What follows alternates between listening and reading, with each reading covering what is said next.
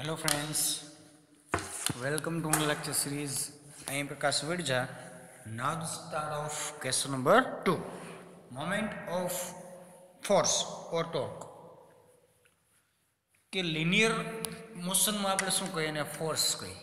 Angular જે motion છે એ કોણીય ગતિશાસ્ત્ર છે એમાં આપણે એને ફોર્સનું સ્વરૂપ નવું આવી જશે ટોર્ક મતલબ કે ટાઉ. ટોર્કની સિમ્બોલ શું છે ટાઉ અને ફોર્સ છે એફ. તો યાદ રાખજો લિનિયર ફોર્સ છે એ એફ વડે દર્શાવાય છે અને એંગ્યુલર ફોર્સ છે એ આપણે ટોર્ક વડે દર્શાવાય છે.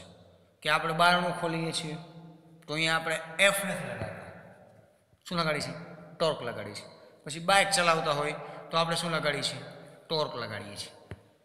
બાઇકને આપણે લેફ્ટ હેન્ડ સાઈડ કે રાઈટ હેન્ડ સાઈડ મૂવ કરવું છે. કોઈ વ્હીકલને આપણે ડ્રાઈવ કરતા હોય તો સ્ટેરિંગ છે આપણે ઘુમાડીશું, એ પણ કેવું છે ફોર્સ નથી, ટાવ છે. ઓકે, મતલબ કે કોઈ વસ્તુ ઉપર કે મતલબ કે ગોળ છે કે સપોઝ આપણે કોઈ વસ્તુ લીધેલી છે કે કોઈ પણ પદાર્થનો ગતિપથ છે એ કેવો છે ગોળ છે. હવે એને આપણે ખસેડવા માટે આપણે કોઈ એક દિશામાં બળ લગાડીએ છીએ કે આખે આખો પદાર્થ મૂવ થઈને આયા નથી જતો, એની શું બદલાય છે માત્ર એની ડાયરેક્શન બદલાય છે કે આવી રીતે મૂવ થાય છે. કે અહીંયાથી આપણે તમે બળ લગાડો તો અહીંયા આ પોઝિશન છે એ મૂવ કરીને ક્યાં આવશે આ પોઝિશન આવે. રેડી? તો આવા બળને શું કહેવાય છે આપણે એને ટોર્ક એટલે કે ટાવ વડે દર્શાવવાનું છે. રેડી? ત્યારબાદ જો હવે ક્વેશ્ચનની અંદર કે વેન ફોર્સ ઇઝ અપ્લાઇડ કે જ્યારે તમે બળ છે આપો છો કોઈ પદાર્થને, નો ટ્રાન્ઝિસ્ટરી મોશન. ટ્રાન્ઝિસ્ટરી એટલે કે એક જગ્યાએથી બોડી બીજી જગ્યાએ ખસતી નથી. આપણે લિનિયર ફોર્સમાં શું જોયું કે એક પદાર્થને અહીંયાથી અહીંયા મતલબ કે 0 પોઝિશનેથી એક્સ પોઝિશને તમે લઈ જવા છે તો લિનિયર ફોર્સ લાગ્યું કહેવાય. એને કેવું ટ્રાન્ઝિશન મતલબ કે એક જગ્યાએથી બીજી જગ્યાએ ટ્રાન્સપોર્ટ થાય છે અને કેવી કહેવાય ટ્રાન્ઝિસ્ટરી મોશન થતું નથી. But the body May set in rotational about the axis. કે તમે બળ લગાડો છો ત્યારે શું ફેરફાર થાય છે કે બોડી છે એની અક્ષથી કંઈક મૂવ કરે છે કે ગોળ તરફ કે એન્ટી ક્લોકવાઇઝ કે ક્લોકવાઇઝ છે ગતિ કરે છે. તો આવી ગતિને શું કહેવાય છે આપણે આવી ગતિ થઈ તો જે અપ્લાઇડ ફોર્સ છે એને આપણે એફ નથી કહેવાનું, શું કહેવાનું છે ટોર્ક ટાઉ કહેવાનું છે. As the center of mass of the body is at rest, the vector sum of all the external force acting on the body must be 0. The center of mass એટલે કે કોઈ પદાર્થ છે એનું સેન્ટરમાં રહેલું દ્રવ્યમાન, આ સેન્ટરમાં રહેલું દ્રવ્યમાન છે બોડી એટ રેસ્ટ એટલે કે સ્થિર સ્થિતિમાં જ રહેવાનું છે. આપણે કોઈ પણ વ્હીલ્સ છે ફરતું હોય, રેડી, કોઈ વ્હીલ્સ મૂવ કરી રહ્યું છે કે આ ડાયરેક્શનમાં મૂવ કરી રહ્યું છે તો આખે આખા જે એક આરો છે એ ફરતા જશે કે એક જગ્યાએથી બીજી જગ્યાએ ત્રીજી, માત્ર એની ધરી છે કેવી રહેશે constant.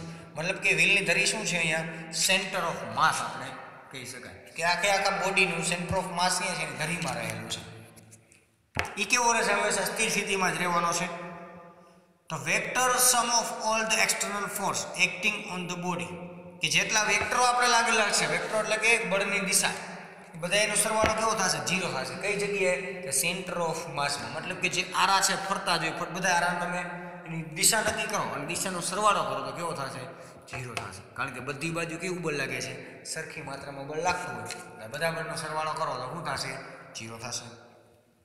It means we can produce angular acceleration in the body even when resultant external force is a 0. કે જ્યારે કોઈ કોણીય પ્રવેગ કોઈ પદાર્થમાં ઉત્પન્ન થાય છે, કોણીય પ્રવેગ ઉત્પન્ન થાય છે, when resultant external force is 0 ત્યારે એની ઉપર લાગતું જે બાહ્ય બળ છે એ કેવું થઈ જાય 0 થઈ જાય છે. રેડી? એટલે કે કોઈ વ્હીલ ફરતું હોય કે ગોળ ગોળ ફરે છે બરોબર, તો એના સેન્ટર ઓફ માસમાં કેવું બળ લાગ્યું છે 0 બળ લાગ્યું છે કારણ કે અહીંયા પ્રવેગ ઉત્પન્ન થતો નથી. તો તમારે બળ આપણે એફ બરાબર એમ કેમ એમ કીધું છે એ એટલે કે એક્સેલરેશન કે કોઈ દ્રવ્યમાન ધરાવતા પદાર્થમાં જો વેગમાં ફેરફાર થાય તો જ આપણે એને બળ લગાડ્યું કહેવાય. તો એ રીતે આપણે કોઈ પદાર્થ છે, રેડી, એ પદાર્થ ના સેન્ટરમાં કંઈ ચેન્જીસ થતો નથી, સેન્ટરની વેલોસિટીમાં કંઈ ચેન્જીસ થતો નથી, મતલબ સેન્ટર ઉપર એંગ્યુલર ફોર્સ મતલબ કે ટાઉ લાગેલું નથી, એવું અહીં સાબિત થાય છે. Ready? When an external force is a tendency to rotate the body about a fixed axis, it is said to exert a torque on the body. કે જ્યારે external force tendency to rotate the body, કે body માત્ર ઘૂમતી હોય, એક જગ્યાએથી બીજી જગ્યાએ ખસતી ન હોય, ત્યારે આપણે એને કે બાહ્ય બળ લાગે છે, બળને શું કહેવાનું છે? ટોર્ક વડે દર્શાવવાનું છે, કે ટોર્ક કહેવાનું છે. Torque is the Latin word, કે લેટિન ભાષાનો શબ્દ છે. It means to twist the body. એનો મતલબ શું થાય? કોઈ પદાર્થને ઘુમેડવું કે રોટેટ કરાવવું. એનો મતલબ ટોર્કનો મતલબ શું થાય? કોઈ પદાર્થને ઘુમાડવો, એક જ જગ્યાએ રાખીને ઘુમાડવો, એટલે શું કહેવાય? ટોર્ક કહેવાય છે. Twist the body. તો ઇક્વેશન ઓફ ટોર્ક ઇઝ, ખાસ યાદ રાખજો એક માર્કમાં, ઇક્વેશન છે ટાઉનું ઇક્વેશન શું છે? કે tau is equal to R into F.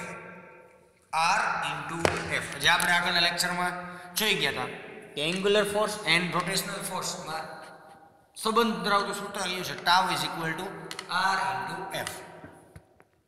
The magnitude of F of T શું કરે? કે ટી સમય લાગતું બળ, તો F of T is F sine theta, therefore tau is equal to R F sine theta. T છે જો અહીં દર્શાવેલું છે આકૃતિમાં, ટેન્જેન્ટિયલ કમ્પોનેન્ટ એન્ડ રેડિયલ કમ્પોનેન્ટ, કે ત્રિજ્યાની દિશામાં લાગતા બળને શું કહેવાય? રેડિયલ કમ્પોનેન્ટ કહેવાય. અને જે પદાર્થને ઘુમેડવા માટે જે લાગે છે બળ, એને શું કહેવાય? હંમેશા લંબ જ લાગે. રેડિયલ ફોર્સ એન્ડ ટેન્જેન્ટિયલ ફોર્સ, કે એને ઘુમેડવા માટે લાગતું બળ એફ ઓફ ટી. તો એને દર્શાવવા માટે અહીં જો ખૂણો દર્શાવ્યો છે, તો ખૂણો છે થીટા છે, તો થીટા આપણે કેના શું દર્શાવવાનું છે? સાઇન થીટા દર્શાવવાનું છે. તો tau is equal to R F sine theta. Here R લંબની નિશાની છે, perpendicular is the distance between axis is a rotational and extended line of applied force. તો r લંબ છે is the perpendicular distance between axis and rotational and extended line of applied force. કે axis કોઈ આપણે fix axis કરેલી છે, એ axis અને જે પરપેન્ડિક્યુલર જે બળ લાગે છે એની વચ્ચેની જે એક્સિસ છે એ શું છે? આર લંબ છે. તો આર લંબ is called the moment arm of force. કે બળ લાગે છે, આર્મ એટલે કે હાથ, આપણે તો હાથ વડે દર્શાવી શકાય. આર લંબ છે શું છે? કે બળ જે લાગે છે, moment of arm of force, કે જે બળ લાગે છે એના હાથ વડે આપણે દર્શાવી શકાય છે. Torque is may be positive or negative depending upon the direction of rotation of the body. જે ટાઉ છે પોઝિટિવ પણ હોઈ શકે, નેગેટિવ હોઈ શકે. જો ક્લોકવાઇઝ હોય તો પોઝિટિવ હોય, એન્ટી ક્લોકવાઇઝ હોય તો નેગેટિવ. જે આપણે જોઈ ગયા આગળના લેક્ચરમાં. યુનિટ ઓફ ટોર્ક ઇઝ, ટોર્કના યુનિટ શું છે? ખાસ યાદ રાખજો કે એમ કેસ યુનિટ શું છે? કે ન્યૂટન ઇન્ટુ મીટર છે, અને સીજીએસ યુનિટ શું છે? ન્યૂટનનું ડાયન થઈ જાય, મીટરનું સેન્ટીમીટર થઈ જાય, તો dyne into centimetre. Torque can be express in a vector form. આપણે સ્કેલર ફોર્મ જોયું, tau is equal to R into F of T, અથવા tau is equal to R F sine theta. હવે vector ફોર્મમાં આપણે દર્શાવશે, તો vector ફોર્મમાં પણ યાદ રાખવાનું છે અલગ અલગ. તો tau vector is equal to R vector into F vector. બધાની દિશા છે, ટાઉની પણ દિશા છે, રેડિયેશનની પણ દિશા છે, અને ફોર્સની પણ દિશા છે. Torque is a vector quantity. Torque છે કેવી? સદિશ રાશિ છે. Torque is a maximum when the force applied 90. હવે ટાવ આપણે કોઈ વસ્તુને ટ્વિસ્ટ છે, આપણે એકદમ જાજો ઘુમેડો હોય, તો મહત્તમ બળ ક્યારે લાગે એની ઉપર? મહત્તમ ટાવ કે જે તમે 90 ખૂણે તમે બળ એની ઉપર આપો છો, કે કોઈ વ્હીલ છે, કે કોઈ બારણું છે, કે પરફેક્ટ એટલે લંબ તમે ખેંચો, 90 ડિગ્રી ખેંચો તો તરત ખેંચાઈ જશે. રેડી? બટ આપણે એક ડોર છે, આ બારણું છે, આ બારણાને આપણે ક્લોઝ ડાયરેક્શનમાં છે, આ વોલ છે, અહીંયાથી દિવાલ આવી ગઈ, મતલબ કે ક્લોઝ ડાયરેક્શનમાં છે. આ બારણાને આપણે ખોલવું હોય તો આના કેટલા અહીંયાથી આપણે બળ લગાડીશું, મતલબ કે 90 ડિગ્રી લાગ્યું છે, આ એનો પરિપથ થાય આવી રીતે, તો આપણે કહીએ 90 ડિગ્રી બળ લગાડ્યું છે. બટ બારણાને તમે સામેથી ખોલો, સપોઝ અહીંથી તમે ખોલો તો ખુલશે? ઓછું ખુલશે. બળ તમારે વધારે આપશો છતાં પણ બારણું પૂરેપૂરું ખુલશે નહીં. મતલબ કે અહીંયા અથવા આ ડાયરેક્શનમાં તમે બળ લગાડો, મતલબ કેટલા ડિગ્રીએ? 90 ડિગ્રીએ બળ લગાડો, તો જ એ ટાઉ છે મેક્સિમમ અપ્લાઇડ થશે. તો when theta is 90 torque is maximum and theta is 0 to 0 અથવા 180 હોય કે હાવ એંગલ લાગેલો ન હોય અથવા 180 હોય તો ટાઉ કેવો આવશે 0. કે પરફેક્ટ બારણું છે. રેડી, તમે બારણું છે એની સામેથી ખેંચશો તો બારણું ખુલશે પણ નહીં અને બંધ પણ થશે નહીં. એટલે માત્ર એને 90 ડિગ્રીએ અથવા 90 ડિગ્રીની આજુબાજુ તમે બળ લગાડો તો જ બારણું ખુલી શકશે. ઓકે, તો અહીં છે આપણો ક્વેશ્ચન નંબર 2. ટોર્ક માટેનો ક્વેશ્ચન હતો એ પૂરો થાય છે.